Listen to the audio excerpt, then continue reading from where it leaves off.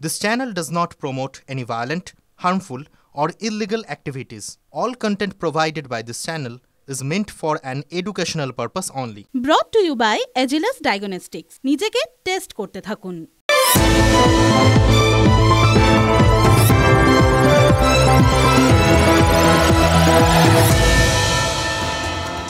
এক এক দিন এরকম হয় জানেন তো, খুব চেনা একটা লাইন হয়তো অনেকবার অনেক সময় অনেকভাবে বলেছি, কিন্তু হঠাৎ করে মনের মধ্যে এসে ধাক্কা দিয়ে চলে যায়, হয়তো অন্য কোনো একটা ছবি ভাসিয়ে তোলে।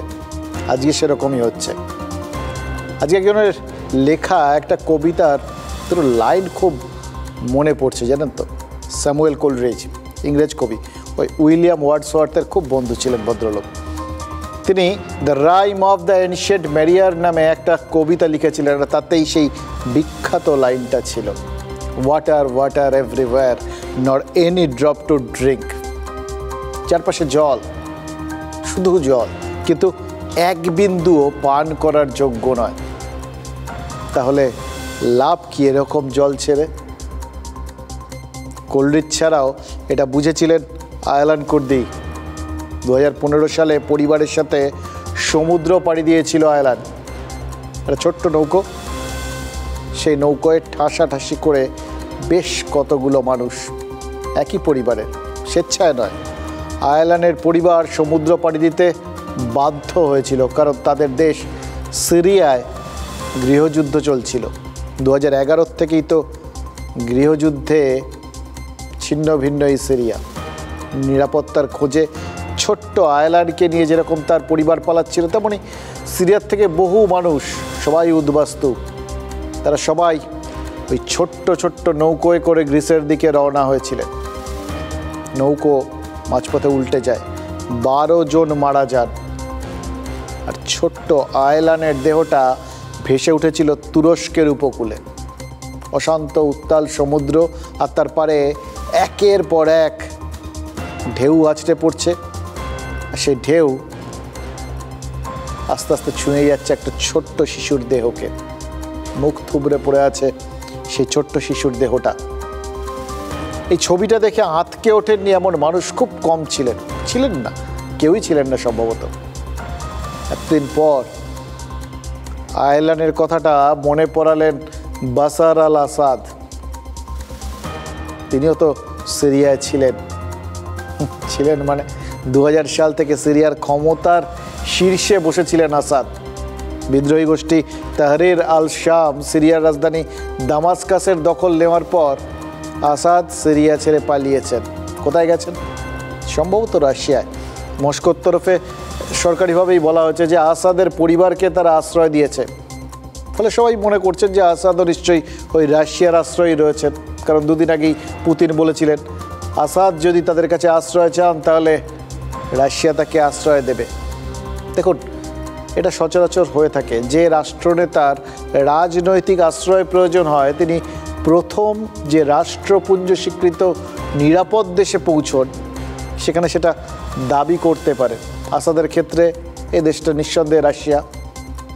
আরেকজন শেখ হাসিনা, তার ক্ষেত্রে জানেন নামটা, ভারত। এবার দেখুন, আসাদ পালানোর পর সিরিয়া কোন দিকে যাচ্ছে সেটা নিয়ে তো ইতিমধ্যেই গোটা বিশ্বজুড়ে আলোচনা শুরু হয়ে গেছে। সবার তো ভয় একটাই, এবং যেভাবে সব দেশগুলো, পশ্চিমী দেশগুলো রিয়্যাক্ট করছে তাতে খুব পরিষ্কার তারা সবাই আতঙ্কে রয়েছেন। সম্ভবত আইএসের মতো কোনো জঙ্গি গোষ্ঠীর নিয়ন্ত্রণে চলে যেতে পারে সিরিয়া। এবার যাবে কিনা, কবে যাবে, সেটা তো পরবর্তী সময়ে নিশ্চিতভাবে বুঝতে পারবো। কিন্তু আমাদের পূব দিকের প্রতিবেশী, যে দেশটা মানে জন্মই হয়েছিল আমাদের দয়ায়, সেই দেশটার ভবিষ্যৎ কি? সেই দেশটাও কি জঙ্গি রাষ্ট্রে পরিণত হতে চলেছে? দেখুন, বাংলাদেশ নিয়ে এই আতঙ্কে থাকার বেশ কয়েকটা কারণ তো রয়েছে। উদাহরণ দিই, কয়েকদিন আগে চট্টগ্রাম প্রিমিয়ার বিশ্ববিদ্যালয়ের উপাচার্যের পদ থেকে ইস্তফা দিতে বাধ্য হয়েছেন অনুপম সেন। কেন? কারণ তিনি ইসকনের ভক্ত। এই জন্যে অনুপম সেনকে ইস্তফা দিতে হয়েছিল, বাধ্য করা হয়েছিল। কারাবদ্ধ করেছিল ইসলামিক ছাত্র সংগঠনের সদস্যরা। ভাবা যায় এক শিক্ষাবিদ, তাকে এবং তার বিশ্ববিদ্যালয়ের আরও 4 জন আধিকারিককে শুধু ধর্মের জন্য পদত্যাগ করতে হচ্ছে। 2 নম্বর উদাহরণ, গত মে মাসে কলকাতায় খুন হয়েছিলেন বাংলাদেশি সাংসদ আনোয়ারুল আজিম। সেই খুনের তদন্ত যেরকম আমাদের সিআইডি করছিল, তেমনি এ রাজ্যে এসেছিলেন ঢাকা পুলিশের গোয়েন্দা প্রধান হারুনুর রশিদ। এবার গত 5ই আগস্ট শেখ হাসিনা ঢাকা ছাড়ার পরেই এই রশিদ পদত্যাগ করতে বাধ্য হয়েছেন। কারা বাধ্য করেছেন? একই যারা চট্টগ্রাম প্রিমিয়ার ইউনিভার্সিটির উপাচার্য পদ থেকে অনুপম সেনকে সরে যেতে বাধ্য করেছিলেন, তারাই, অর্থাৎ মৌলবাদীরা। হারুনুর রশিদের অপরাধ কি? তিনি হাসিনাপন্থী ছিলেন। শুধুমাত্র এই অপরাধে তাকে পদত্যাগ করতে হয়। এবার ভাবুন, তিনি তার কাজে কতটা দক্ষ, কতটা নিরপেক্ষ, এগুলো মৌলবাদীরা বিচারই করেনি। তারা তাদের একমুখী, যা ভেবে বসে, যা করবে ঠিক করে, ওই সোজা সে সবটা সেই রাস্তাতেই চলে। তাতে কোনো বুদ্ধিমত্তা, ভবিষ্যতের চিন্তা ভাবনা কিচ্ছু থাকে না। এটাও ভাবে না যে এই আমলা বা পুলিশ কর্তারা এরা আসলে জলের মতো, যখন যে থাকেন, যার শাসন চলে, তার সুরে সুর মেলানোই সব দেশের আমলা বা পুলিশ কর্তাদের কাজ। এটা বোঝার মতো বুদ্ধি ওই মৌলবাদীদের যে ছিল না, সেটা তো সেদিনই স্পষ্ট হয়ে গেছিল। এই ডিসেম্বর মাসে পৌঁছে কি মনে হচ্ছে জানেন? হারুনুর রশিদের মতো পুলিশ কর্তাকে সরিয়ে যে লক্ষ্যে হাঁটতে চেয়েছিল বাংলাদেশের মৌলবাদীরা, যে লক্ষ্যে তারা অনুপম সেনকে পদত্যাগে বাধ্য করেছিল, যে লক্ষ্যে তারা বাংলাদেশ জুড়ে সংখ্যালঘু হিন্দুদের ওপর আক্রমণ চালাচ্ছে, সেই পথে, সেই লক্ষ্যে তারা অনেকটা এগিয়ে গেছে।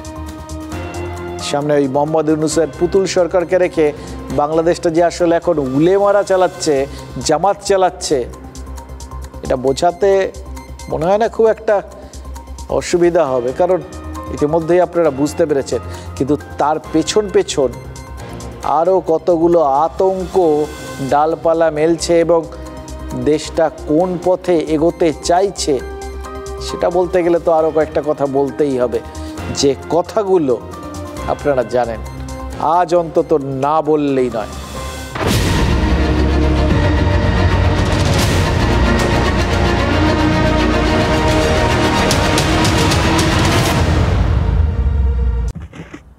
আজকের টেস্ট লাংসের টেস্ট, মানে ফুসফুসের টেস্ট। কার কত দম আছে তা বাহু দিয়ে নয়, ফুসফুস দিয়ে জানা যায়। আপনিও টেস্ট করিয়ে নিন, বার্থডেগুলোতে কাজে আসবে। তাই যখন হেলথ টেস্টের কথা আসে, আমার ভরসা হলো India's largest diagnostics company Agilus diagnostics. নিজেকে টেস্ট করতে থাকুন। তবে অনেক সময় মানে কি বলবো, গম্ভীর থাকতে চাইলেও না গম্ভীর থাকা যায় না, এরকম মুহূর্ত কিন্তু খুব কম আসে, জানেন তো। এই যেরকম শনিবার রাত থেকে খুব হাসছি, যখন তখন বুদবুদ করে হাসি পেয়ে যাচ্ছে, দমকে হেসে চলেছি। কেউ ভয় দেখালে যে হাসি পায়, বিশ্বাস করুন, এই বাংলাদেশ না থাকলে জানতামই না। আমার ধারণা আপনারাও তাই। চারপাশে সোশ্যাল মিডিয়ায় যা চলছে, লোকের সাথে কথা বললে সবাই কথা শেষে যা জুড়ে দিচ্ছেন, তাতে তো মনে হচ্ছে যে এর থেকে হাস্যকর পরিস্থিতি বা এরকম একটা লাফিং গ্যাস এই বাংলা অন্তত দীর্ঘদিন অনুভব করেনি, জানেন তো। লাস্ট দেখলাম একজন ওই ব্রায়ান অ্যাডামসের ফাংশন দেখতে গেছিলেন, সেখান থেকে ফিরে এসে ফেসবুকে ছবি দিয়ে লিখেছেন, যাক দখল হওয়ার আগে ব্রায়ান অ্যাডামসটা দেখে ফেললাম। ভাবা যায় আর কিছু বাকি রইল। শনিবার ওই ঢাকায় একটা মিছিল বেরিয়েছিল না, যে মিছিলে অংশ নেওয়া বাংলাদেশের এক অবসরপ্রাপ্ত সেনাকর্তা হুমকি দিয়েছিলেন, শুনেছিলেন আপনারা? 4 দিনের মধ্যে নাকি তারা কলকাতা দখল করে নেবেন। খুব ভয় পাওয়ার কথা ছিল আমাদের, বিশ্বাস করুন, খুব ভয় পেয়েছি, এত ভয় পেয়েছি আমাদের হাসি বন্ধই হচ্ছে না। কলকাতা পরাধীন হয়ে যাবে, ভাবা যায়? আচ্ছা, কলকাতা পরাধীন হলে সরকারটা কাদের হবে বলুন তো? কোন পার্টির? ভাবা যায়? এইসব ভাবতে হচ্ছে। মানে এরকম একটা কমেডি রিলিফ দেওয়ার জন্য কিন্তু আমাদের এদের ধন্যবাদ দেওয়ার কথা। ওই ভদ্রলোকের কথা যারা শুনেছেন তারা কেউই হাসি চাপতে পারছেন না। হাসতে হাসতেই কয়েকটা কথা বলি, তাহলে আপনারাও হাসি চাপতে চাপতে শুনে নিন। দেখুন, ওই অবসরপ্রাপ্ত সেনাকর্তা আসলে হিমশৈলের চূড়া মাত্র। তার মতো এরকম হাস্যকর কথা বলার লোক বাংলাদেশে ক্রমশ বাড়ছে। বেশিরভাগই সেই হাস্যকর সুরেই কথা বলছে। শেখ হাসিনা বাংলাদেশ ছাড়ার পর যারা উপরে ক্ষমতা দখলের স্বপ্ন দেখেছিলেন, হয়তো ক্ষমতা দখলটা তাদের মাথায় চড়ে গেছে, ওই বায়ু চড়ে যাওয়ার মতো। তাই বেগম খালেদা জিয়ার বিএনপির নেতা রুহুল কবির রিজভী বলছেন যে শুধু কলকাতা নয়, ওতে কেন থেমে থাকবো, বাংলাদেশ নাকি বাংলা, বিহার, ওড়িশা দখল করে নেবে। দেখুন, প্রাক্তন সেনাকর্তার পর একজন রাজনৈতিক নেতা, তিনিও তো ভারতের বিরুদ্ধে যুদ্ধ ঘোষণা করে দিলেন। যদিও তাদের বক্তব্যের একটু ফারাক রয়েছে, কে কোনটা দখল করবেন এখনও ঠিক করে উঠতে পারছেন না। মানে দেখে মনে হচ্ছে ওই আপনি গিয়ে দেখলেন রাস্তায় ছড়ানো রয়েছে সব জিনিসপত্র, ওই লেলে বাবু হরেক মাল আটানা এরকমভাবে কেউ একটা ছড়িয়ে দিচ্ছে, আপনারা যে যা পাচ্ছেন তুলে নিচ্ছেন আর কি, সেরকম আর কি। ভারত ওরকম পড়ে আছে। কেউ ও একবার তারা বলছেন 7 সিস্টার নিয়ে নিলাম, নিয়ে নিলাম। কেউ মনে করছেন কলকাতা নিয়ে নিলাম। কেউ ভাবছেন আবার এইটুকুনি কেন, পুরো বাংলা, বিহার, উড়িষ্যা সবটা নিয়ে নিই, যার যেরকম খাই আর কি। কিন্তু একটা কথা ভেবে দেখুন, এই যে একের পর এক লোক তারা ভারতের বিরুদ্ধে যুদ্ধ ঘোষণা করছেন, এর ফলে ইউনূস প্রশাসনের অবস্থাটা কি হচ্ছে? একটু একটু করে দুর্বল হচ্ছে, আর জাস্ট কিচ্ছু হচ্ছে না। আমাদের মিলিত শক্তি, তারুণ্যের শক্তি নিয়ে আমরা এটাই বলবো, আমাদের নবাব সিরাজউদ্দৌলার বাংলা, বিহার, উড়িষ্যা ফেরত দাও আমাদেরকে। ফেরত দেওয়াদের গল্প এলে যে কত কিছু ফেরত দিতে হবে, রিজভী সাহেব কিছু সমস্ত ভেবেছিলেন নাকি বলার সময় খেয়াল ছিল না? বলার সময় খেয়াল থাকে না, সেই কবে বলে গেছিলেন। শুধু তুমি নয় অবলাকান্ত, অনেকেরই বলার সময় খেয়াল থাকে না। এই ভদ্রলোকেরও সেরকম খেয়াল ছিল না। যদিও খেয়ালি পোলাও রাখতে গেলে যত খুশি ঘি ঢালা যায়, এতে অবশ্য কোনো অসুবিধে নেই। আগে হলে হয়তো বলতাম যে শিশিতে এই খানিকটা ঘি আর রেখেই বা দিলেন কেন, সেটাও তো ঢেলে দিলেই হতো। ঢালছেলেই যখন পুরোটাই ঢালুন, দখলই যখন করবেন তখন গোটা ভারতটাই দখল করার কথা বলতে পারতেন, সঙ্গে পাকিস্তানটাও নিয়ে নেবেন এটাও বলতে পারতেন, বেশ গোটা উপমহাদেশটাই দখল হয়ে যেত। একটা ভালো ব্যাপার হতো, কিন্তু বেশ একটা অখণ্ড ভারতের একটা ব্যাপার হয়ে যেত। আগে হলে হাসতে হাসতে ওই ঢাকার কুট্টিদের মতো বলতাম, ওই ভাষাটা নিশ্চয়ই তারা বুঝতেন, বেশি ভালো করে বুঝতেন। ওই যে বলে না, কইয়েন না কর্তা আমাগো ঘোড়াটাও হাসবো। কিন্তু এখন পুরোটার হেসে ওড়ানো যাচ্ছে না। না, দখলটা নেহাতি কষ্ট, কল্পনা, দিবা স্বপ্ন, এটা নিয়ে আর কোনো সন্দেহ নেই। কিন্তু ওই প্রথমে সেনাকর্তা, তারপর বিএনপি নেতার কথা একটা বিষয় বুঝিয়ে দিচ্ছে, বাংলাদেশ ক্রমশ জঙ্গি রাষ্ট্র হওয়ার দিকেই এগোচ্ছে, এবং জঙ্গিপনাই যে তাদের একমাত্র লক্ষ্য এটা পরিষ্কার বোঝা যাচ্ছে। এটাই ভবিতব্য। আর তাই হুমকিগুলো যতই হাস্যকর বলে মনে হোক, সেগুলোকে উড়িয়ে দেওয়ার কোনো জায়গা নেই। কারণ এই মুহূর্তে গোটা দেশটার মধ্যে একটা হিস্টিরিয়া ছড়িয়ে যাচ্ছে, জানেন তো। দেখুন, সব মানুষগুলোর কথাবার্তা, ধরন দেখে মনে হচ্ছে না হিস্টিরিয়ায় ভুগছে, প্রলাপ বকছে সবাই মিলে। দেখুন, বাংলাদেশ এই মুহূর্তে সমস্যা জর্জরিত একটা দেশ। একে তো নির্বাচিত সরকার নেই, শেখ হাসিনা পদত্যাগ করেননি। বাংলাদেশের শেষ নির্বাচনে নির্বাচিত শেষ বৈধ প্রধানমন্ত্রী তিনি, যতই আওয়ামী লীগের বিরুদ্ধে ওই স্বৈরতান্ত্রিক সরকার চালানোর অভিযোগ থাক, আন্তর্জাতিক প্রতিনিধিরা তো এসেছিলেন ওই বাংলাদেশের ভোট দেখার সময়, তারা কোনো নেগেটিভ রিপোর্ট কিন্তু দেননি, বা রাষ্ট্রপুঞ্জ বাংলাদেশের নির্বাচনকে কিন্তু অবৈধ ঘোষণা করেনি। ফলে যার যা খুশি বক্তব্য থাকতে পারে, হাসিনা একটা বৈধ সরকারকেই নেতৃত্ব দিচ্ছিলেন। আন্তর্জাতিক স্বীকৃতি রয়েছে এমন একটা সরকারের প্রধান ছিলেন। এবার সেখানে বাংলাদেশের এই যে বর্তমান সরকার, নোবেলজয়ী সরকার দেশটা চালাচ্ছে কি না আদৌ জানি না, দেশটাকে রসাতলে নিয়ে যাচ্ছে। কিন্তু তারা আর যাই হোক আদৌ বৈধ নয়। অভ্যুত্থান বা ওইটাকে যেটাই বলবেন আর কি, এরা বিপ্লব বলছেন। বিপ্লবের তো অনেক মহান শক্তি থাকে, উদ্দেশ্য থাকে, এটা তো ছিল না, সেটা পরিষ্কার। ফলে এটাকে কি বলবেন আপনারা দেখুন। কিন্তু বাস্তবে শক্তির জোরে ক্ষমতা দখল করা এটা যে একটা অন্তর্বর্তী ব্যবস্থা, এটা বুঝতে তো কারোর অসুবিধা হচ্ছে না। মোহাম্মদ ইউনূস আর তার পরামর্শদাতারা জানেন এই মুহূর্তে যে অসংখ্য সমস্যায় তাদের দেশটা জর্জরিত, সেই সমস্যাগুলো সমাধান করা আর যাই হোক তাদের পক্ষে সম্ভব না। তারা এটাও পরিষ্কার বুঝতে পারছেন তারা আসলে বারুদের স্তূপের ওপর বসে আছেন, একটু আগুনের ফুলকি লাগবে আর বুম। হাসিনাকে উৎখাতের ডাক দিয়ে যে আন্দোলনটা শুরু হয়েছিল, সেই আন্দোলনে দেখুন যাদেরই ইন্ধন থাকুক, যারা রাস্তায় নেমে লড়াই করেছিলেন, সেই আন্দোলনকারীদের একটা অংশ তারা তো একটা যথার্থ আদর্শের কারণে তাদের মনে একটা স্বপ্ন ছিল, তারা পরিচালিত হচ্ছেন বিপদগামী কিছু লোক বা কি বলবো অন্যায় মনস্ক কিছু লোকের দ্বারা, সেটা হয়তো তখন তারা বোঝেননি। কিন্তু তাদের চোখে স্বপ্ন তো ছিল একটা নতুন সময়, নতুন যুগ, নতুন দেশ গড়ার স্বপ্ন। সেই আন্দোলনকারীদের ওই অংশটা এই মুহূর্তে কিন্তু ভয়ঙ্কর হতাশ, কারণ স্বপ্নভঙ্গ হয়ে গেছে। আশা ভঙ্গের জ্বালায় তারা এখন জ্বলে পুড়ে মরছেন। কিছুই তো হয়নি, জিনিসপত্রের দাম আকাশ ছোঁয়া, মানুষজন খেতে পাচ্ছে না, মানুষজনের সামনে শিক্ষা ব্যবস্থা ভেঙে পড়েছে, গোটা দেশে অস্থিরতা, কে কখন মার খাবে আইন শৃঙ্খলার বালাই নেই।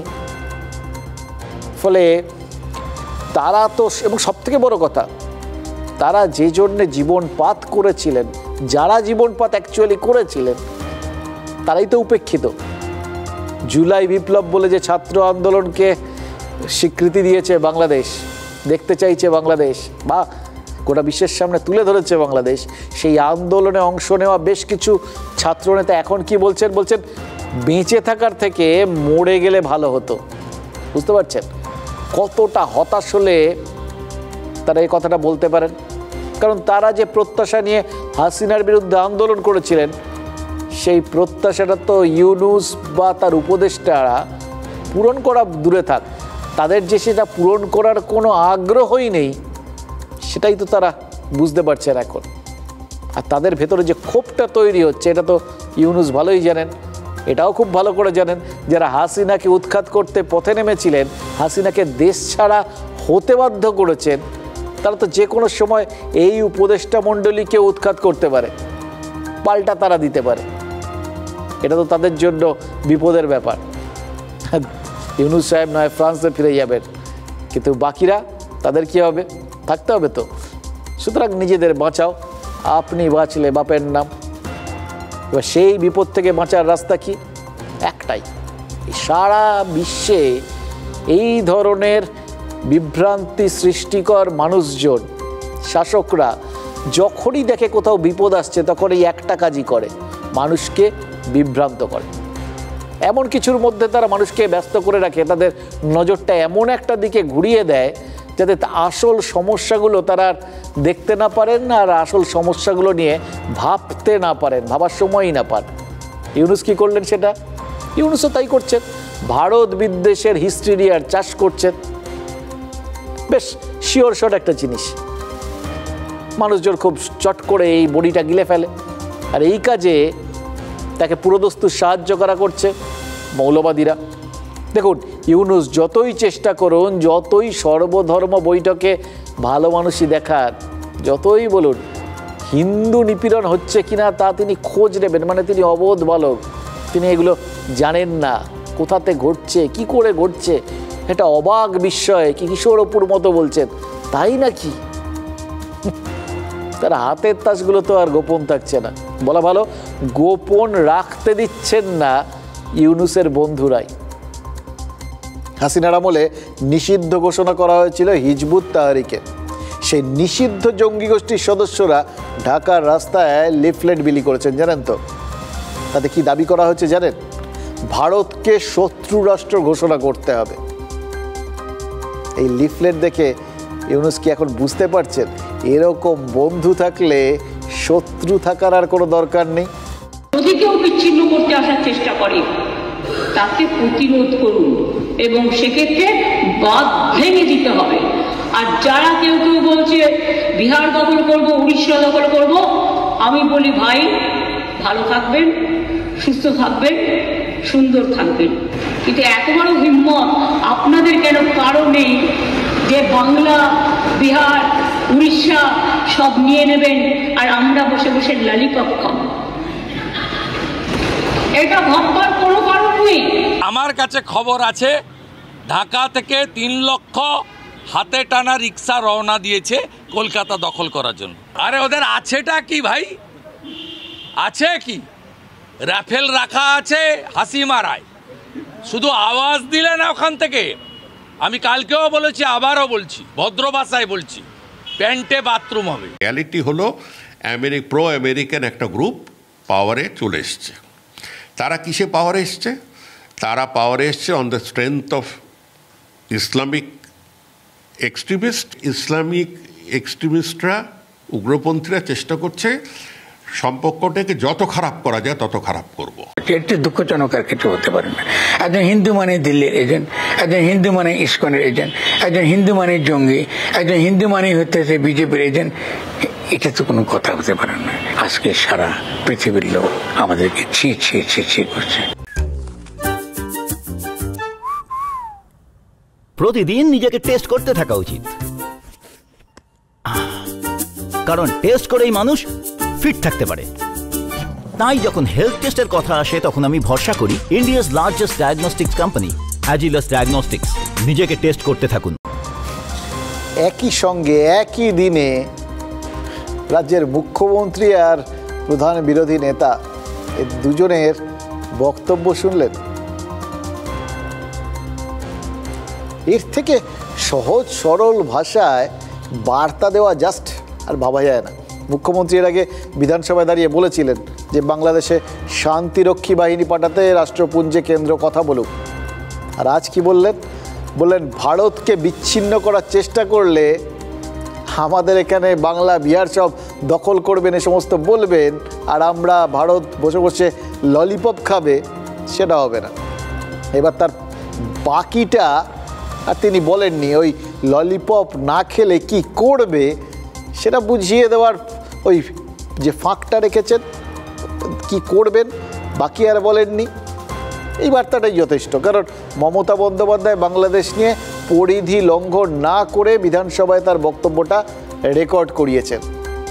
আরও গুরুত্বপূর্ণ কি জানেন? আরও ঐতিহাসিক কেন এই বক্তব্যটা?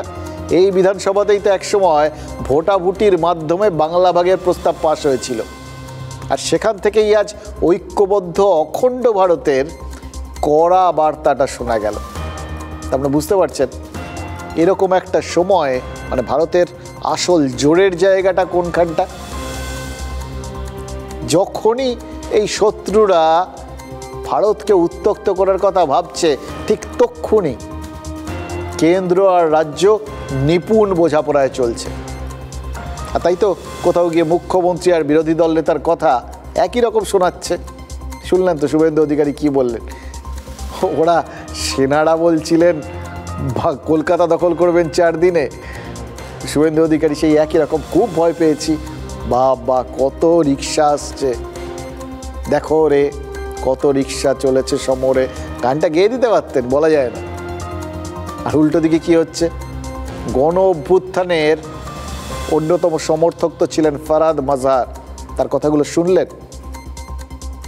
কতটা ভেতর থেকে উঠে আসা একটা কথা, নিজের দেশের জন্য যথার্থ চিন্তিত একটা মানুষের কথা বললেন। তো ফের একবার বললেন যে বাংলাদেশ একটা জঘন্য দেশ হয়ে গেছে, গোটা পৃথিবী বাংলাদেশকে ছিছি করছে। এর আগে ইউনূসের মুখের ওপর গিয়ে বলে এসেছিলেন চিন্ময় দাসকে গ্রেফতার করা ভুল হয়েছে। আর এখন বললেন যে হিন্দুদের এরকম ধরে ধরে হিন্দু মানেই ভারতের চর, হিন্দু মানেই জঙ্গি, হিন্দু মানেই বিজেপি, এই সবগুলো প্রচার করাটা সম্পূর্ণরূপে মানে থেকে খারাপ জিনিস আর কিছু হয় না। এবার এই ভাবুন ভেতরে ভেতরে গিল্টি কনসাসনেস থাকলে কি হয়, এখনও তার বিরুদ্ধে রাষ্ট্রদ্রোহিতার অভিযোগ আনতে পারছেন এই ইউনূস সরকার। এটা আশ্চর্যের। কিন্তু আরও একটা আশ্চর্যের বিষয় কি জানেন? বাংলাদেশ পুলিশের বক্তব্য।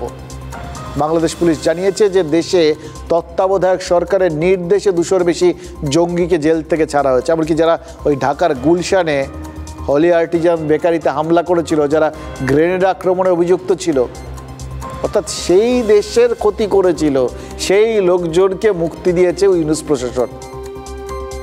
ভাবছেন তো এদের আবার কেন মুক্তি দেওয়া হলো? এই যে জঙ্গি নির্ভরতা আর এই যে ভারত বিদ্বেষ ছড়ানোর হিড়িক, এগুলো সবই এক সুতোয় বাঁধা। এগুলো কি প্রমাণ করছে জানেন? প্রমাণ করছে ক্ষমতা হারানোর ভয় পাচ্ছেন বাংলাদেশের একমাত্র নোবেল জয়ী। ইউনূসের এই ভয়ের পেছনে শেখ হাসিনার উপস্থিতিটাও তো কাজ করছে। ওই কথায় বলে না, শত্রুর শেষ রাখতে নেই, কিন্তু সেটা তো হয়নি। শেখ হাসিনা এখন ভারতের আশ্রয়ে রয়েছেন। সেই জন্যই তো ইউনূস আর তার সরকারের নিয়ন্ত্রণ যারা করছে, সেই মৌলবাদীরা ভারতের দিকে যাবতীয় রাগটাকে ঘুরিয়ে দেওয়ার চেষ্টা করছেন। এখান থেকেই তারা ভারত বিদ্বেষের প্রচারটা শুরু করেছেন। কিন্তু এরাও তারা জানেন মনে মনে তাদের যাবতীয় তর্জন গর্জন এগুলো সবই ব্যর্থ। এগুলোর কোনো অ্যাকচুয়ালি কোনো মানে নেই। হাসিনাকে প্রত্যার্পণের জন্য তারা ভারতকে কোনোভাবেই চাপ দিতে পারবেন না, কারণ ভারতের একাধিক যুক্তি রয়েছে। বাংলাদেশে এখন অরাজক পরিস্থিতি চলছে, এটা তো ভারত যে কোনো সময় বলতে পারে। সংখ্যালঘুরা আক্রান্ত হচ্ছেন, গোটা বিশ্ব দেখছে, গোটা বিশ্ব ছিচি করছে। হাসিনার দলের কর্মীরা, মানে আওয়ামী লীগের কর্মীরা, তারা নিরাপত্তা পাচ্ছেন না, তারা আক্রান্ত হচ্ছেন। এইরকম সামাজিক পরিস্থিতিকেই তো রাষ্ট্রপুঞ্জ অরাজক পরিস্থিতি বলে। যে দেশে অরাজক পরিস্থিতি চলছে সেই দেশের হাতে ভারত কি করে হাসিনাকে তুলে দেবে? ওখানে তো কোনো সুস্থ সরকারই নেই। আর দ্বিতীয় যুক্তি এটা তো অবশ্যই, ভারতের কোনো জাতীয় রাজনৈতিক আশ্রয়ের নীতি নেই, ফলে রাষ্ট্রপুঞ্জের নীতিকে ভারত তার নিজের ইচ্ছে মতো ব্যবহার করতে পারে। সেজন্যই তো দলাই লামা সহ লক্ষ লক্ষ বৌদ্ধ শরণার্থীকে চীন এখনও ফিরিয়ে যেতে পারেনি।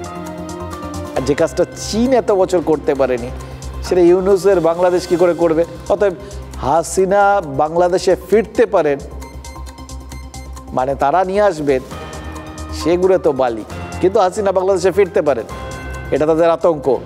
কারণ হাসিনা যদি বাংলাদেশে ফেরেন তাহলে তিনি ফিরবেন নিজের ইচ্ছায়, নিজের শর্তে। এটাই তো ইউনূসের চিন্তা। তিনি তো জানেন এর আগেও শেখ হাসিনাকে বাংলাদেশ ছাড়তে বাধ্য করা হয়েছিল, কিন্তু দূরে রাখা যায়নি। 2007 সালে প্রবাসী বাংলাদেশিদের সাহায্য নিয়েই শেখ হাসিনা দেশে ফিরেছিলেন। তারপর তো ক্ষমতা তার একচ্ছত্র ক্ষমতা ছিল। এবারও তো ভারতের আশ্রয়ে থাকা হাসিনা প্রবাসী বাংলাদেশিদেরই দ্বারস্থ হয়েছে। গতকাল লন্ডনের প্রবাসী বাংলাদেশিদের একটা অনুষ্ঠানে তিনি ভার্চুয়ালি ভাষণ দিয়েছেন। একের পর এক আওয়ামী লীগ নেতা কর্মীর ওপর হামলা, আওয়ামী লীগের দফতরে ভাঙচুরের নিন্দা এবং সবথেকে বড় কথা সংখ্যালঘু হিন্দুদের ওপর হামলার নিন্দা করেছেন তিনি। এবং আরও বড় কথা কি জানেন? সুনির্দিষ্ট বার্তা দিয়েছেন, যে বার্তা শুনে আপনাদের মনে হবে শেখ হাসিনা উপযুক্ত সময়ের অপেক্ষা করছিলেন। প্রাথমিকভাবে তাকে সরিয়ে দেওয়ার জন্য, তাকে দেশ ছাড়া করার জন্য যে আবেগটা কাজ করছিল, এই জঙ্গিদের উৎপাতে, অবিমৃষ্যকারিতায়, সেটা আস্তে আস্তে মানুষের মনে কিন্তু স্তিমিত হয়েছে। মানুষজন এখন বিপন্নতা বোধ করতে শুরু করেছেন, আর এটাই মনে হয়েছে তার ঠিক সময়। দিতে আপনারা দেখেছেন জেল ভেঙে দিয়ে সেখান থেকে সমস্ত কয়েদি, জঙ্গি, সন্ত্রাসী তাদেরকে ছেড়ে দেওয়া হয়েছে। শুধু তাই না, ইউনূস ক্ষমতা এসে যত জঙ্গি সন্ত্রাসী ছিল তাদেরকে তারা ছেড়ে দিয়েছে, মুক্ত করেছে। এমনকি 21শে আগস্ট গ্রেনেড হামলা যারা আসামি তাদেরকে ছেড়ে দিয়েছে। মাস্টার মাইন্ড খুনি ইউনূস সাহেব এটাই প্রমাণ করেছে যে এরা সব অপরাধী, এই সমস্ত অপরাধ তারা করেছে।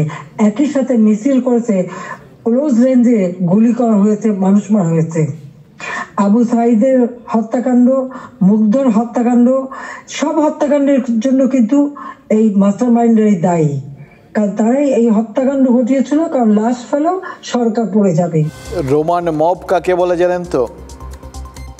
যখন জুলিয়াস সিজারকে হত্যা করেছিল উন্মত্ত জনতা, প্রথমে তার বন্ধুরা এবং তাদের পেছন থেকে তখন আবেগে ভেসে সেই হত্যাকাণ্ডকে বিরাট একটা জয় বলে মনে করছিল রোমান জনতা, জয়ধ্বনি করছিল সেই বিশ্বাসঘাতকদের জন্য। ঠিক সেই সময় সিজারের বন্ধু পাল্টা বক্তব্য রেখেছিলেন তাদের সামনে, বলেছিলেন সিজার কিভাবে তাকে দিনের পর দিন তাদের রক্ষা করেছেন, কিভাবে রোমান সাম্রাজ্যের গৌরব বাড়িয়েছেন, আর এই বিশ্বাসঘাতকরা কিভাবে সেই দেশের জন্য নিবেদিত প্রাণ মানুষটাকে খুন করেছে, বিশ্বাসঘাতকতা করে খুন করেছে। তার এই বক্তব্যে মুহূর্তে বদলে গেছিল সেই রোমান জনগণের মনের ভাবটা, আবেগ উল্টো খাতে বয়েছিল এবং তারা পাল্টা আক্রমণ করেছিলেন সেই বিশ্বাসঘাতকদের। এটাই রোমান মব। সেই রোমান মবের পুনরাবৃত্তি কি বাংলাদেশেও হতে পারে? হাসিনার বক্তব্যটা শুনলেন তো, কোন জায়গাটায় তিনি গুরুত্ব দিলেন? পরিষ্কার করে বললেন বাংলাদেশি জনগণের জন্যই তিনি দেশ ছেড়েছেন, কারণ চক্রান্তকারীরা চাইছিল যে তিনি এমন কিছু করুক যাতে একের পর এক লাশ পড়ে, যত বেশি মানুষের লাশ পড়বে তত এই সন্ত্রাসবাদী জঙ্গিদের স্বার্থসিদ্ধি হবে। তিনি চাননি সাধারণ মানুষ আক্রান্ত হন, সেই জন্যেই তো তিনি দেশ ছেড়েছিলেন। শেখ হাসিনার এই বক্তব্যের গুরুত্ব কি এটা ভুললে চলবে না যে বাংলাদেশে আওয়ামী লীগের এতদিনের শাসন ছিল, তাদের কর্মী সমর্থকদের সংখ্যা তো কম নয়। রাতারাতি তো সবাই মানে অ্যান্টি শেখ হাসিনা হয়ে যাননি।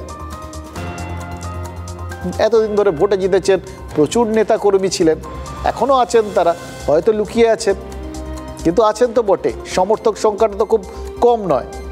এবার সবাই যদি টানা আক্রমণের শিকার হতে থাকেন তাহলে একটা সময় তারাও তো দেওয়ালে পিঠ থেকে গেছে বলে মরিয়া হয়ে পাল্টা ঘুরে দাঁড়াবেন। আর ঠিক সেই জন্যেই শেখ হাসিনা সরাসরি ইউনূসকে সন্ত্রাসবাদী বলে অভিযুক্ত করেছেন। এই চাপটাই তো নিতে পারছেন না ইউনূস আর তার অনুগামীরা, এই জন্যই তারা আরও বেশি করে জঙ্গি বা মৌলবাদীদের ওপর নির্ভরশীল হয়ে পড়ছে। দেখুন, যে কোনো সন্ত্রাসবাদী সংগঠন যখন বৃহত্তর লক্ষ্য পূরণের ডাক দেয় তখন সেই বড় লক্ষ্য পূরণের জন্য তারা ছোট ছোট পদক্ষেপে এগোতে থাকে। ফলে বাংলা, বিহার, 7 সিস্টার্স এই সমস্ত দখল ঠকলের কথা শুনে যতই হাসি ঠাট্টা চলুক, আসলে বিষয়টা হচ্ছে এগুলো বলে তারা এজেন্ডাটা সেট করে দিচ্ছেন। এগুলোর আড়ালে তারা জঙ্গি বা বিচ্ছিন্নতাকামী মানুষকে বার্তা দিচ্ছেন। ভারতকে একটু একটু করে উত্তক্ত করার চেষ্টাটা হবে, বড় কিছু করতে পারবে না, কিন্তু ভারতের বিরুদ্ধে ষড়যন্ত্রটা তারা যে চালিয়ে যাবেন সেই প্রেক্ষাপটটা প্রস্তুত করার চেষ্টা করছেন তারা। পরিষ্কার বোঝা যাচ্ছে, জানেন তো, যা কাজকর্ম হচ্ছে, যেদিকে গোটা বিষয়টা এগোচ্ছে এবং এই যেভাবে সন্ত্রাসবাদীদের সব জেল থেকে ছাড়া হয়েছে। আগে একটা সময় ছিল ইংল্যান্ড থেকে এই সমস্ত সন্ত্রাসবাদীদের, যাদের অপরাধী, যাদের ধরা হতো, তাদের ওই বিভিন্ন জায়গায় কলোনিগুলোতে সেখানে বিদ্রোহ দমন করতে পাঠানো হতো। দ্বীপান্তর এবং একই সঙ্গে নিজেদের স্বার্থসিদ্ধি দুটো একসাথে হয়ে যেত। দেখে কি মনে হচ্ছে জানেন তো, বাংলাদেশের মাটির থেকে আসলে সন্ত্রাসবাদীদের লঞ্চিং প্যাড তৈরির চেষ্টা হচ্ছে, যাতে ভারতে সন্ত্রাসবাদীদের পাঠানো যায়। আর তার সঙ্গে সঙ্গে কি হচ্ছে, এদেশেও উস্কানি দিয়ে সাম্প্রদায়িক সম্প্রীতি নষ্টের চেষ্টা হচ্ছে। দুটো কাজ একসঙ্গে। ইতিমধ্যেই তাদের এই দ্বিতীয় প্রচেষ্টাটা এখন পর্যন্ত তো মাঠে মারা গেছে। এদেশের দুই সম্প্রদায়ের মানুষ কাঁধে কাঁধ মিলিয়ে বাংলাদেশের এই অপচেষ্টার বা সেখানে হিন্দুদের ওপর যে আক্রমণ হচ্ছে, ওখানকার সংখ্যালঘুদের ওপর যে আক্রমণ হচ্ছে, তার প্রতিবাদ করেছে, নিন্দে করেছে সবাই একসঙ্গে এক সুরে। ফলে এই জায়গাটাতে তারা ধাক্কা খেয়ে গেছে, হিসেবটা মেলেনি, প্ল্যান এ কাজ করেনি, তাই প্ল্যান বিটা কি? কোনো রকম কাগজপত্র যাচাই ছাড়াই পাকিস্তানি জাহাজকে বাংলাদেশের বন্দরে ভিড়তে দেওয়ার অনুমতি দেওয়া হয়েছে। বিভিন্ন দেশ থেকে পাকিস্তানিদের সহজে বাংলাদেশে ভিসা দিয়ে দেওয়ার কথা বলা হয়েছে। শুধু পাকিস্তান থেকে নয়, কিন্তু গোটা বিশ্ব থেকে। মানে কি, গোটা বিশ্বের বিভিন্ন জায়গায় ছড়িয়ে ছিটিয়ে যে সমস্ত পাক জঙ্গিরা রয়েছে তাদের ইনভিটেশন পাঠানো হচ্ছে, এসো। এবার কেন আনা হচ্ছে? দুটো কারণ। বাংলাদেশ পাকিস্তান থেকে জঙ্গি আমদানি কেন করবে? নিজেদের বাঁচানোর জন্য আর আমাদের উত্তক্ত করার জন্য। নিজেদের মাটির থেকে বাংলাদেশি আর পাকিস্তানি জঙ্গিদের ভারতের বিরুদ্ধে ব্যবহার করাটাই কি তাদের উদ্দেশ্য? যদি তাই হয় তাহলে গোটাটাই তো একটা বৃহত্তর চক্রান্তের অংশ, এবং সেটা করতে গিয়ে যাতে বাধার মুখে পড়তে না হয় সেজন্যই তো বাংলাদেশে এরকম একটা ভয়ের পরিবেশ তৈরি করা হয়েছে। এই যে হিন্দুদের উপর আক্রমণ করা হয়েছে, এইভাবে বলা হচ্ছে যে এবার নতুন কথা, বেআইনিভাবে বসবাসকারীকে তাড়িয়ে দেওয়া হবে। মানে হিন্দুদের মনে আতঙ্ক তৈরি করে দেওয়া, তাদের বার্তা দেওয়া যে বেআইনি বসবাসকারী হিসেবে চিহ্নিত করা হবে তাদেরই। এবার তারা যত বেশি আক্রান্ত হবে, আতঙ্ক তো ছড়ায়। তার সঙ্গে সঙ্গে 16 কলা পূর্ণ করার জন্য এই আওয়ামী লীগের কর্মীদের উপর অত্যাচার হচ্ছে। অত্যাচার বলে অত্যাচার, এক আওয়ামী লীগ নেতার বাড়িতে হামলা হয়েছিল, আগুনে পুড়িয়ে সেই নেতার মা আর কাকিমাকে খুন করা হয়েছে। এই সব কিছুই কিন্তু একটা নির্দিষ্ট লক্ষ্যে হচ্ছে। লক্ষ্য কি? লক্ষ্য বাংলাদেশের মাটিকে যত রকমভাবে সম্ভব ভারত বিরোধিতায় ব্যবহার করা বা করতে দেওয়া, এবং এর বিরুদ্ধে কোনো স্বর যেন না ওঠে। ফরহাদ মাজারের মতো দু একজন অসম সাহসী লড়ে যাচ্ছেন, কিন্তু বাংলাদেশে তো শোনা গেছিল প্রচুর মুক্ত মোনা আছেন। তাদের গলার স্বরটা দাবিয়ে দেওয়ার জন্যই তো এই আওয়ামী লীগের ওপর এই অত্যাচারগুলো হচ্ছে, চারপাশে অত্যাচার হচ্ছে, এবং এই জঙ্গিদের ডেকে আনা হচ্ছে নিজেদের তরফে ওই ভাড়াটে একটা গুন্ডা বাহিনী তৈরি করার মতো, যাতে কেউ বিরুদ্ধ স্বর না তুলতে পারে, দমিয়ে রাখা যায়। তাহলেই তো নিশ্চিন্ত নিজেদের স্বার্থসিদ্ধি হয়ে যাবে। এইরকম পরিস্থিতিতেই তো আজ ঢাকায় গেছিলেন আমাদের বিদেশ সচিব বিক্রম মিশ্রি। তিনি বাংলাদেশের বিদেশ সচিব মোহাম্মদ জসিমউদ্দিনের সাথে প্রথমে বৈঠক করেন, তারপর দেখা করেছেন বাংলাদেশের ডিফ্যাক্টো বিদেশমন্ত্রী তৌহিদ হোসেন আর নোবেলজয়ী ইউনুসের সঙ্গে। তিনজনের সঙ্গে দেখা করে বিদেশ সচিব ঠিক কী কী বলতে পারেন বলুন তো? বলতে পারেন অনেক কিছু।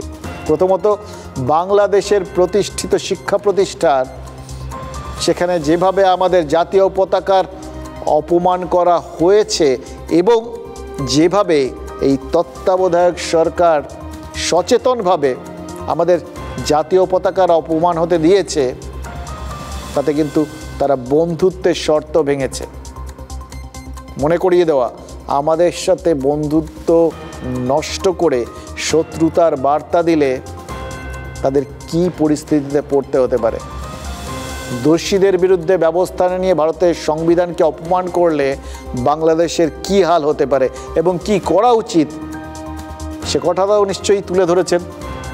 বারাসাতে বাংলাদেশের পতাকার অপমান করা হচ্ছে বলে 3 যুবককে গ্রেফতার করেছে পুলিশ। এটাও তুলে ধরার জন্য রাজনীতি কি, কূটনীতি কি, সবটাই পরিষ্কার করে বুঝিয়ে বলতেই তো বিদেশ সচিব গেছেন ঢাকায়, এবং ঢাকার মাটিতে দাঁড়িয়ে বলেছেন বাংলাদেশের সংখ্যালঘু হিন্দুদের ওপর অত্যাচার ভারত মোটেই ভালোভাবে নিচ্ছে না।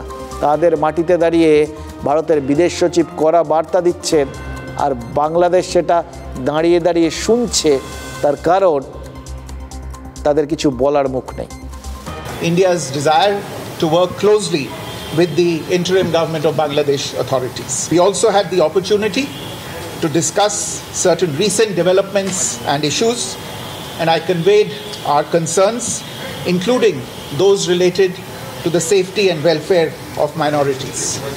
We also discussed some regrettable incidents of attacks on cultural, religious and diplomatic properties.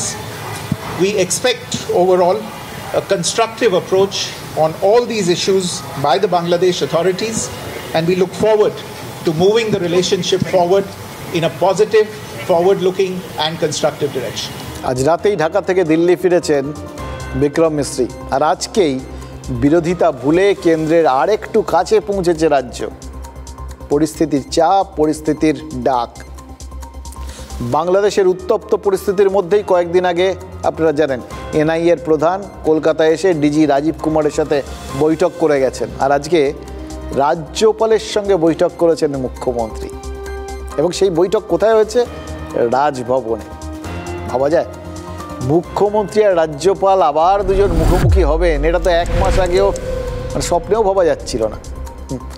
ওই যে সেনারা, প্রাক্তন সেনারা যারা ওই কলকাতা দখল করে নেবেন 4 দিনে, এইরকম স্বপ্ন দেখতে পেরেছিলেন, তারাও কিন্তু চাইলে, মানে তাদের মতো স্বপ্নবিলাসী হলেও এই রাজ্যপাল আর মুখ্যমন্ত্রী একসাথে বসছেন, এটা কিন্তু কয়েকদিন আগেও খুব ভাবাটা কঠিন ছিল।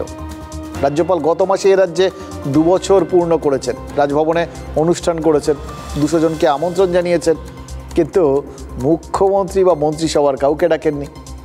তিনি তো বলেইছিলেন রাজভবনের রাজ্য সরকারের কাউকে কোনো দিনও ডাকবেন না।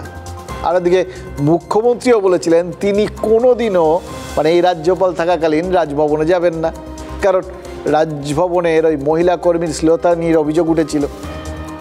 এবং তারপরেই তো রাজ্যের সাথে রাজ্যপালের সম্পর্ক মোটামুটি তলানিতে চলে গেছিল। সেই যাবতীয় বার্তা, অ্যান্টিগনিজম সব বদলে গেল। দুমুখো সে জায়গার থেকে কাছাকাছি, উল্টো পথ এক হয়ে গেল। তার মানে এখন আর সেই জায়গা নেই। ভাবুন তো কী এমন হলো যে পুরনো তিক্ততা ভুলে গেলেন রাজ্যপাল আর মুখ্যমন্ত্রী। মমতা বন্দ্যোপাধ্যায় 2 দিন আগেই তো ইঙ্গিত দিয়েছেন যে ইন্ডি জোটের সঙ্গে তার দূরত্ব বাড়ছে, তিনি জোটকে নেতৃত্ব দিতে পারেন। এটা বলার পর প্র্যাকটিক্যালি কংগ্রেসের সঙ্গে তার সম্পর্কের সুতো ছেঁড়ার বিশেষ কিছু বাকি থাকে না। এবার কংগ্রেসের সঙ্গে যদি দূরত্ব বাড়ে, তাহলে ইন্ডি জোটের সঙ্গেও দূরত্ব বাড়ে, এটাই তো স্বাভাবিক। এবার যদি এই দুটো ঘটনা ঘটে, তাহলে কার লাভ? 29 জন সাংসদ রয়েছে তৃণমূলের। এবার মোটামুটি এই সংখ্যাটাই কিন্তু এই মুহূর্তে যে মোদি গভর্নমেন্ট রয়েছে, মোদি সরকারের, এইটুকুনি তাদের দরকার, যার জন্য তাদের 2 জন শরিককে মেনে নিতে হয়েছে। চন্দ্রবাবু নাইডু, নীতিশ কুমার শরিক হিসেবে কেউই যে খুব বিশ্বাসভাজন এরকম না। আচ্ছা ভাবুন তো, এমন যদি হতো, এরকম করে কেউ ভাবতেই পারেন যে এই ওইখানকার 29-এর জায়গায় এখানকার 29 সাপোর্ট দিয়ে দিল, কি ভালোই না হতো। কেউ ভাবতে যদি পারেন, তাকে বেশি স্বপ্নবিলাসী কিন্তু এক্ষেত্রে বলা যাবে না, কারণ রাজনীতিতে সব সম্ভব, যে কোনো সময় সম্ভব। কার থেকে কোন সংখ্যাটা মাইনাস হবে আর কার দিকে প্লাস হবে, সেটা কেউ কিচ্ছু বলতে পারেন না। এবং দেখুন, বিরোধী জোটের সঙ্গে যদি মমতা বন্দ্যোপাধ্যায় সত্যিই দূরত্ব তৈরি করেন, তাহলে এ রাজ্যেও তো তিনি বিরোধী দলেরই সুবিধা করে দেবেন, কারণ বাকি যারা বিরোধী তারা তখন আরও ব্যাকফুটে যাবে। এমনিতেই ইন্ডি জোটের শরিকদের অবস্থা কর্তব্য নয়, ভোটের বিচারে 0 থাকে যারা পড়ে, তাদের বরঞ্চ আর একটু গলার জোর বাড়বে। ইন্ডি জোটকে তারাও একই সঙ্গে, যেরকম তৃণমূল তখন বিঁধবে, একইভাবে বিজেপিও বিঁধতে পারবে। হয়তো সেজন্যই আরএসএসের মুখপত্র পাঞ্চজন্যে লেখা হয়েছে যে এ রাজ্যে মমতা বন্দ্যোপাধ্যায়ের মতো নেতা দরকার। কথাটা অত্যন্ত গুরুত্বপূর্ণ। দেখুন, এটা ঘটনা যে সবাই জানেন, আরএসএসের দুর্বলতা মমতা বন্দ্যোপাধ্যায়ের প্রতি এর আগেও প্রকাশ পেয়েছে। মোহন ভাগবতের কথাতেও সেই ইঙ্গিত পাওয়া গেছে অতীতে। কিন্তু আজ এই রকম পরিস্থিতিতে আরএসএস মুখপাত্র বুঝিয়ে দিচ্ছে যে মমতা বন্দ্যোপাধ্যায়ের নেতৃত্বকে তারা কতটা পছন্দ করে। এবার বিজেপির কেন্দ্রীয় নেতৃত্বও জানে এ রাজ্যে সাংগঠনিক দিক থেকে তারা এই মুহূর্তে অন্তত বিরাট ওলটপালট করে দেওয়ার জায়গায় নেই। মমতা বন্দ্যোপাধ্যায়কে হারাতে তাদের মমতা বন্দ্যোপাধ্যায়ের মতো নেতা খুঁজতে হবে। এবার এই বার্তাটা আসা মানে কি? খুঁজতে হবে বলা মানে কি? মানে এটা তো স্বীকার করে নেওয়া যে সেই রকম মুখ রাজ্য বিজেপিতে এই মুহূর্তে নেই। আর সেটা যখন নেই এবং বাংলার শাসন চালানোর জন্য যখন মমতা বন্দ্যোপাধ্যায়ের মতো লিডারই দরকার, দুপক্ষই শাসক এবং বিরোধী দুপক্ষই যখন একমত এক ব্যাপারে, তখন মমতা বন্দ্যোপাধ্যায় স্বয়ং আছেন, তিনি থাকবেন, তিনি রাজ্য চালাবেন। এই ভাবনায় শিলমোহর পড়ছে বলেই কি রাজ্যপাল বাধ্য হলেন মুখ্যমন্ত্রীর সঙ্গে বৈঠক করতে? দেখুন মনে হচ্ছে কিন্তু মানে কোন অঙ্ক কে কষেন কি করে আপনি বলুন তো তাদের চিন্তা ভাবনার ওপর দাঁড়িয়ে টানবেন। এবার এতে এ রাজ্যের বিজেপি নেতারা হয়তো হতোদ্যম হবেন, কিন্তু যতই হতোদ্যম হন কিছু তো করার নেই। যতই বিধানসভায় মুখ্যমন্ত্রী যে বক্তব্যটা রেখেছেন সেটা ফেসবুকে শেয়ার করায় শুভেন্দু অধিকারী ক্ষুণ্ণ হন, কিন্তু বাস্তব মেনে নেওয়া ছাড়া তার কোনো উপায় নেই। ইন্ডি জোটের পিন্ডি অনেক আগে চটকে গেছে। ইন্ডি ইজ দ্য লস্ট কেস। এই প্রশ্নের উত্তর ইন্ডি জোটের বর্দা দিতে পারবে, এটা আমার কাজ নয়, আমি এটা নিয়ে মন্তব্য করব। সিএম অ্যাসেম্বলিতে বলছে ললিপপ না কি খাবো না কি করব না। বিধানসভায় বক্তব্য পার্সোনাল ফেসবুকে পোস্ট করা যায় না, অধ্যক্ষের ব্যবস্থাপনায় লাইভ হয়, সেটাও সিলেক্টিভ মুখ্যমন্ত্রীর জন্য। উনার কথায় কোনো প্রতিক্রিয়া হবে না। মানুষ জানে যত এক্সট্রিমিস্ট ফোর্স, প্রায় 1 কোটির কাছাকাছি রোহিঙ্গা মুসলমানকে তিনি ঢুকিয়েছেন। দেখুন বিরোধী দল নেতার কথা শুনে দুটো প্রশ্ন করতেই হচ্ছে। এক, ইন্ডিজোটের বর্দা বলতে তিনি কাকে বোঝালেন, কংগ্রেস নাকি তৃণমূল কংগ্রেস? দেখুন মমতা বন্দ্যোপাধ্যায় তো অলরেডি দাবি করে বসে আছেন যে তিনি সবচেয়ে ভালো করে জোটটা চালাতে পারবেন, তাহলে অভিজ্ঞতার নিরিখে তিনিই বড়। আবার সাংসদ সংখ্যার বিচারে কংগ্রেস বিরোধী জোটের বড় দল। আর 2, শুভেন্দু অধিকারী বিধানসভা থেকে বেরিয়ে মুখ্যমন্ত্রীর মন্তব্য নিয়ে কিন্তু কোনো কথা বলেননি। বললেন কখন? দিনের শেষে। কেন? ফেসবুকে বিধানসভার ভাষণ শেয়ার করেছেন মমতা বন্দ্যোপাধ্যায়। শুভেন্দু অধিকারী কি মনে হচ্ছে যে বাংলাদেশকে হাতিয়ার করে এই বাংলায় তিনি যেভাবে হিন্দু ভোটটাকে একজোট করতে চাইছিলেন, মমতা বন্দ্যোপাধ্যায় খুব সচেতনভাবে এবং কৌশলীভাবে তার সেই কৌশলকে ভোঁতা করে দিচ্ছেন? মানে মেরুকরণের রাজনীতি যেটা করতে চাইছেন এক্ষেত্রে সেটা হচ্ছে না। এরকম কড়া বার্তা এরকম সময় দেওয়া, সেটাও তো জাতীয়তাবাদী একটা বক্তব্য। এই জাতীয়তাবাদী বক্তব্য যত ছড়াবে, মানে এমন পরিস্থিতি যেখানে সবাই একজোট হয়ে যাচ্ছেন, কেন্দ্র, রাজ্য, মুখ্যমন্ত্রী, রাজ্যপাল, সেখানে যদি কিছু মানুষ বিরূপ হয়েও থাকেন, তারাও যে মমতা বন্দ্যোপাধ্যায়ের পেছনে এসে দাঁড়াবেন না তার তো গ্যারান্টি দেওয়া যাচ্ছে না। এটা কিন্তু খুব কঠিন পরিস্থিতি এবং ট্রিকি পরিস্থিতি। তবে এটাও ঘটনা, প্রতিপক্ষ লড়াকু না হলে, বেশ দমদার না হলে লড়াইটা ঠিক জমে না, ব্যাপারটা এক পেশে বা মেরে মেরে হয়ে যায়। একটা শক্তিশালী অপোনেন্ট না থাকলে তাহলে আর ডুয়েল বলে কিছু হয়? ডুয়েলটা জমে। সাদা চোখে দেখলে শাসক বনাম বিরোধী, মানে তৃণমূল বনাম বিজেপি, এটাই তো এই মুহূর্তে একটা ডুয়েল। এবার সেটা কেউ আপনারা বলতে পারেন, মানে দেখুন অনেকে বলবেন আবার বাইনারি তত্ত্ব খারাপ হয়ে যাচ্ছে, সিপিএম আর কংগ্রেস কি বানের জলে ভেসে গেছে? এই মুহূর্তে তো বলতে হবে ভোটের জলে ভেসে গেছে। সুতরাং দুদল, তৃণমূল আর বিজেপি। এবার সেটাকেও ডুয়েল বলতে কারো যদি আপত্তি থাকে, বলবে যে ভোটের রেজাল্টে বিজেপি তো অনেকটা পিছিয়ে, সাংগঠনিক শক্তির দিক থেকে তো বটেই, লোকসভার পর উপনির্বাচনের সবুজ ঝড় হয়েছে, বিজেপি আরও কমেছে, তৃণমূল আরও বেড়েছে। সত্যি তো। তাহলে মানে ভাবুন এমন একটা পরিস্থিতি যেখানে সদস্য বাড়ানোর অভিযানের তারিখও পেছোতে হয়েছে পদ্ম শিবিরকে।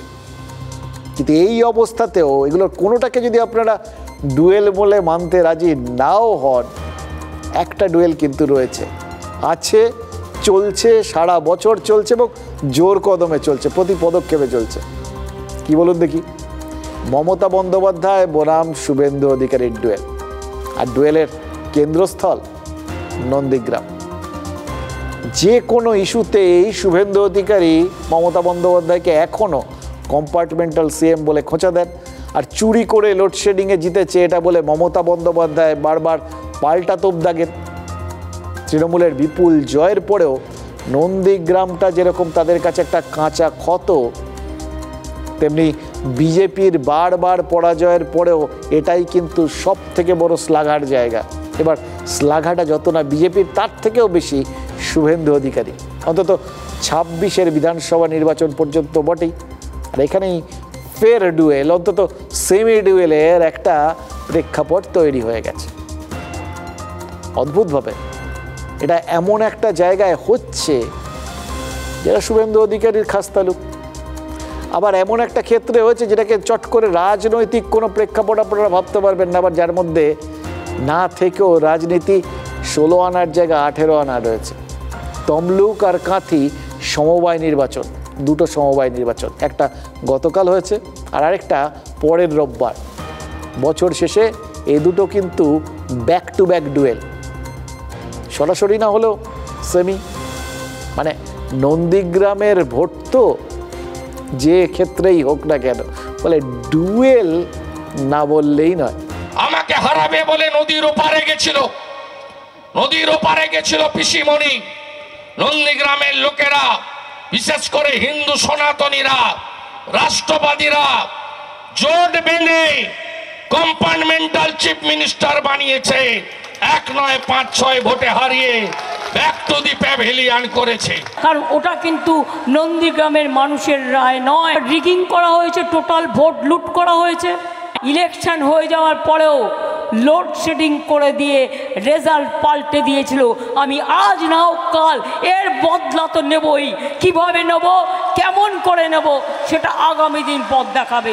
কিভাবে বদলা নেবেন সেটা খোলসা করেননি, কিন্তু কথাগুলো চলতি বছরের লোকসভা ভোটের প্রচারে বলেছিলেন মমতা বন্দ্যোপাধ্যায়। 21-এর বিধানসভায় বিজেপির জয়ের মার্জিন ছিল 1956, 1956। বারবার এটা ওরান শুভেন্দু, ওই তার নিজের সভায় এগুলো লিখে টাঙিয়ে রাখেন।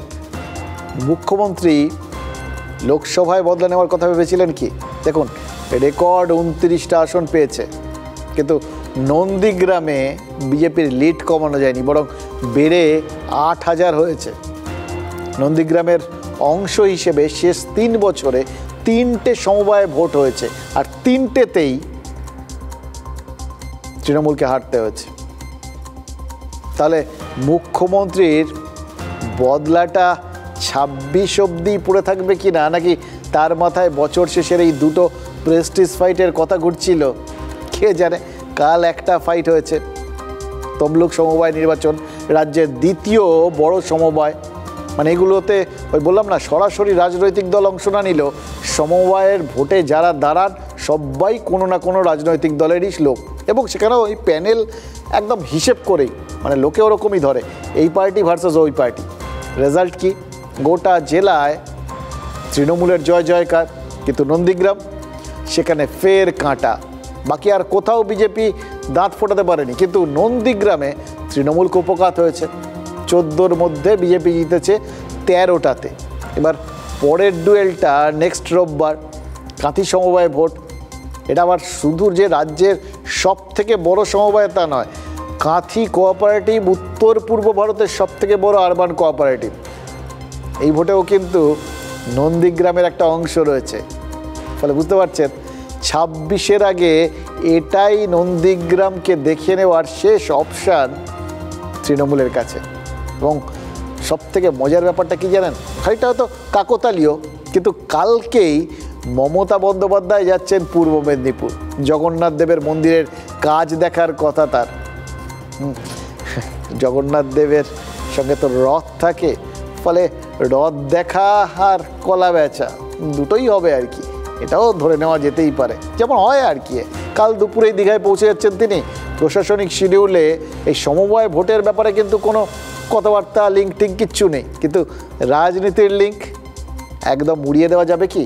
দেখুন, কাঁথি সমবায় নিয়ে কাল বিকেলে কোলাঘাটে একটা মিটিং করছে তৃণমূল। সুব্রত বক্সির মতো শীর্ষ নেতারা সেই বৈঠকে বসবেন। মুখ্যমন্ত্রী বৈঠকে থাকবেন না, কিন্তু তার নির্দেশ সেটা তো থাকবেই। অলরেডি অখিলগিরিকে এই ভোটের কনভেনার করা হয়েছে, পরশু মানে বুধবার কুণাল ঘোষ, দোলা সেন, দেবাংশু ভট্টাচার্যরা সব নন্দীগ্রামে যাচ্ছেন।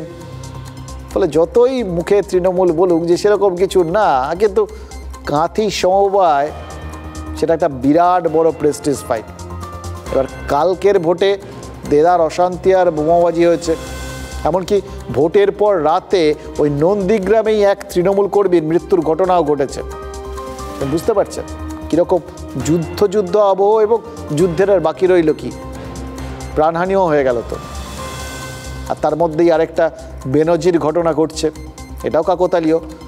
রাজ্য তো বটেই, সম্ভবত দেশেও এই প্রথম কোনো সমবায়ের ভোটে কেন্দ্রীয় বাহিনী মোতায়েনের নির্দেশ এসছে। কি দিনকাল এলো ভাবুন তো, সমবায়ের ভোট, তাতেও কেন্দ্রীয় বাহিনী। আর রাজ্য পুলিশের মান মর্যাদা কিছু বেঁচে রইল না।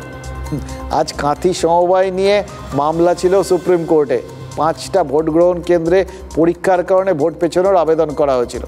ভোট তো পেছায়নি শীর্ষ আদালত, উল্টে অন্য কেন্দ্রে ভোটের নির্দেশ জারি রেখে সেই কেন্দ্রগুলোয় সেন্ট্রাল ফোর্স নিয়োগ করার নির্দেশ দেওয়া হয়েছে, এবং সেটা গোটা ব্যাপারটা করা হয়েছে নিরাপত্তার কথা মাথায় রেখে।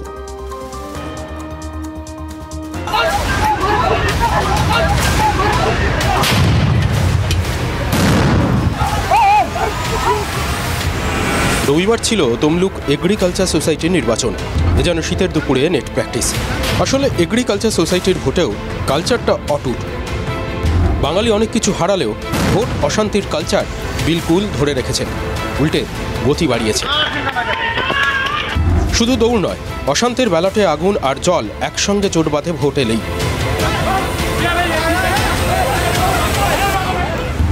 সমবায় হোক বা স্কুলের কমিটি, পঞ্চায়েত হোক বা লোকসভা, নামে কি আসে যায়, শুধু ভোট শব্দটা থাকলেই হলো। খেলোয়াড়রা ময়দানে। কাকতালীয়ভাবে তমলুক সমবায় অশান্তির পরদিনই সুপ্রিম কোর্ট নির্দেশ দিয়েছে কাঁথি সমবায় ব্যাংকে কেন্দ্রীয় বাহিনী দিয়ে ভোট হবে। ভোটে কারচুপি রুখতে বসাতে হবে সিসি ক্যামেরা। প্রায় 3 বছর পর সমবায় ভোট হবে 15ই ডিসেম্বর। পরীক্ষার কারণে 5 ভোটগ্রহণ কেন্দ্র বদল করা হয়েছে। বদল হওয়া 5 ভোটগ্রহণ কেন্দ্রেই বাহিনী দিয়ে ভোট করা হবে। দীর্ঘদিন এই সমবায়ের চেয়ারম্যান ছিলেন শুভেন্দু অধিকারী। সরাসরি পার্টির ইনভলভমেন্ট নেই, সেখানে প্যারামিলিটারি ফোর্স দিয়ে ভোট করতে বলছেন, এবং সুপ্রিম কোর্ট বুঝে গেছে এই বাংলাতে গণতান্ত্রিক পদ্ধতিতে নির্বাচন হয় না। কেন্দ্রীয় বাহিনী কানুক আর যাই থাকুক, তৃণমূল কংগ্রেস জনগণের সঙ্গে আছে, জনগণ তৃণমূলের সঙ্গে আছে। ফলে ওইসব কেন্দ্রীয় বাহিনীটাই নেই, যেখানেই থাকুক জিতবে কারা? তৃণমূল কংগ্রেস। গরিমাটা ঠিক কেমন? শেষমেশ সমবায়ও কেন্দ্রীয় বাহিনী। গণতন্ত্রের গতি কি একটু বেশি স্পিডে দৌড়চ্ছে? এটাও কিন্তু একটা ভাবার বিষয়, জানেন তো। এই কেন্দ্রীয় বাহিনী, এটা নামার ইম্প্যাক্ট কী হবে? অনেকে বলবে নিরাপত্তা অনেক কিছু ব্যাপার, আমি সেসব বলছি না। এই কেন্দ্রীয় বাহিনী কি নন্দীগ্রামে তৃণমূলের সাপে বর হবে? দেখুন, খেয়াল করে দেখুন, 21-এর বিধানসভা হোক বা 24-এর লোকসভা, সবাই বলেন কি কেন্দ্রীয় বাহিনী নাকি শাসকের লাকি চার্ম। তারা যেখানেই থাকে সেখানেই তৃণমূল জিতে যায়। এবার তমলুক সমবায়ে নন্দীগ্রামের হাটটা কাঁথি সমবায়ের জয় দিয়ে ব্যালেন্স করতে তৃণমূল তো নিশ্চিত চাইবে, কিন্তু একটা কথা ভুললে চলবে না, কাঁথি সমবায়েই চেয়ারম্যান ছিলেন শুভেন্দু অধিকারী। এবার 21-এর বিধানসভার ভোট পর্যন্ত তো ছিলেনই, 21-এর ভোটের পর থেকে তিনি বিরোধী দল নেতা হয়েছেন, তিনিই নন্দীগ্রামের বিধায়ক। আর মমতা বন্দ্যোপাধ্যায় তার কাছে নন্দীগ্রামে পরাজিত মুখ্যমন্ত্রী। এবার নন্দীগ্রামের মিনি ডুয়েল, এবং তাতে কোনটা যে লাকি চার্ম কার হবে, এটা কিন্তু খুব একটা ইন্টারেস্টিং প্রশ্ন হয়ে দাঁড়ায়।